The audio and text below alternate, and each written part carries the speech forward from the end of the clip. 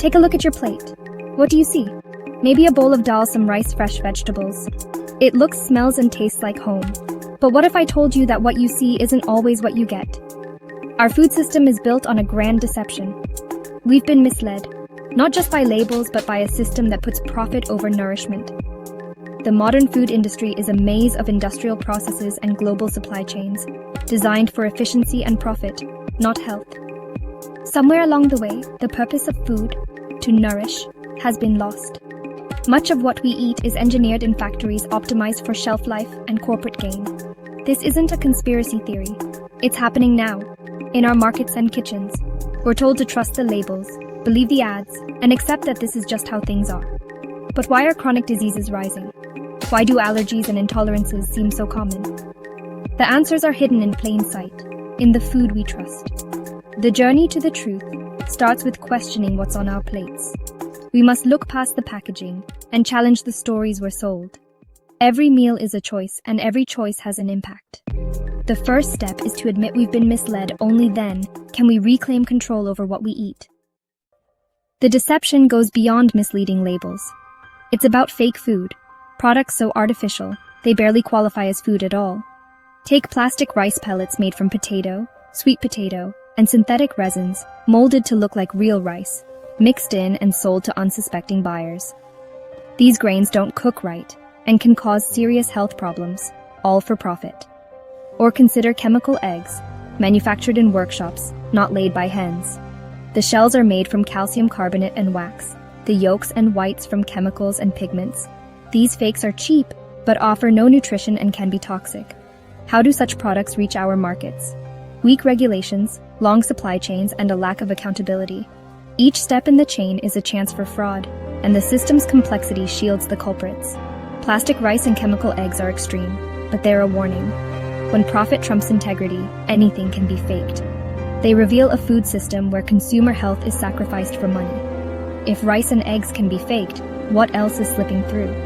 The problem isn't just the fakes, it's the system that allows them. We must demand transparency and accountability at every step. Only then can we trust what's on our plates. The question is, are we ready to look closer? The threat isn't just fake food, it's invisible poisons in what we think is natural. Pesticides like glyphosate, classified as probably carcinogenic, are still widely used and absorbed into crops.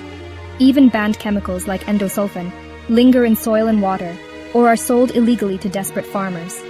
Regulations exist, but enforcement is weak. Maximum residue limits are often ignored. Studies have found banned chemicals in everyday foods, while authorities lack resources to act. Chronic exposure to these chemicals is linked to cancer, hormonal issues, and developmental problems. The Green Revolution's promise came at a price: poisoned land, water, and bodies. The poison is on our plates, and we eat it every day. Behind contaminated food stand a few powerful corporations. These agro-giants control seeds, chemicals, and the information we receive, spending billions to shape public opinion. They fund studies that favor their products and attack independent scientists who raise concerns. Whistleblowers face retaliation, and a climate of fear stifles dissent. There's a revolving door between industry and regulators, creating conflicts of interest. Regulations are often written with industry input, and media coverage is influenced by advertising dollars. The public is fed reassuring messages, while uncomfortable truths are buried. The truth is hidden not by force, but by subtle pressures that shape what we know. GMOs are marketed as solutions to hunger, but the reality is more complex.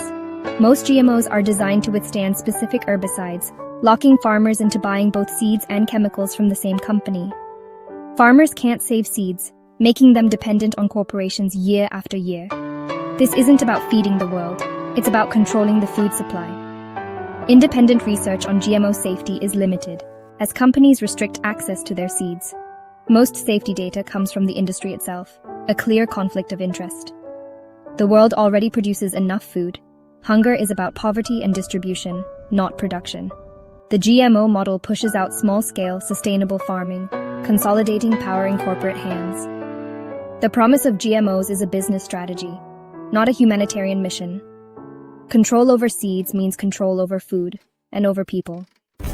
Not all countries have accepted GMOs. Over 24 nations, including France, Germany, and Italy, have banned or restricted GMO crops, citing health, environmental, and biodiversity concerns.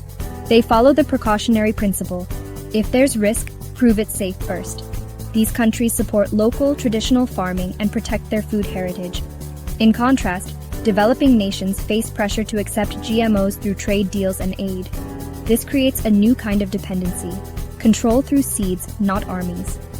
Grassroots resistance, like India's fight against Bt Brinjal, shows that informed communities can push back. The global GMO debate is about who controls our food system and whose interests it serves. At its core, this story is about power. Food is the most basic human need, and controlling it means controlling people. Today, a handful of corporations dominate the global food system, from seeds to supermarket shelves. Farmers lose independence when they can't save seeds. Consumers lose choice when they don't know what's in their food. This system creates dependency and strips away autonomy. Food power shapes international relations, with nations vulnerable to those who control their food supply. Patented seeds and food aid can be used as political tools. Movements for food sovereignty and local farming are about reclaiming power and building a just, sustainable system. The fight for good food is a fight for freedom. Understanding this is the first step toward change. Supermarkets offer the illusion of choice. Thousands of products, but most owned by a few corporations. Brands that seem to compete are often part of the same parent company. These giants decide what gets shelf space and how products are marketed, shaping our diets behind the scenes. Store layouts and marketing are designed to push processed, profitable foods. Products are engineered to be irresistible, overriding our natural satiety. True food diversity is disappearing, replaced by a superficial variety of processed goods. We're not choosing between real foods, but between brands of the same industrial output. The supermarket's abundance hides a deeper loss: the decline of genuine food diversity. So where does this leave us? It's easy to feel powerless, but knowledge is the first step to change. The food industry relies on our ignorance and apathy. Change starts in our kitchens and communities, with questions like, where does my food come from? Buying local, cooking from scratch, and teaching real food values are acts of resistance. When millions make these choices, they become a force for change. We must demand honest labeling, stronger regulations, and support for independent science and journalism. This fight can't be won alone. It takes informed, organized communities.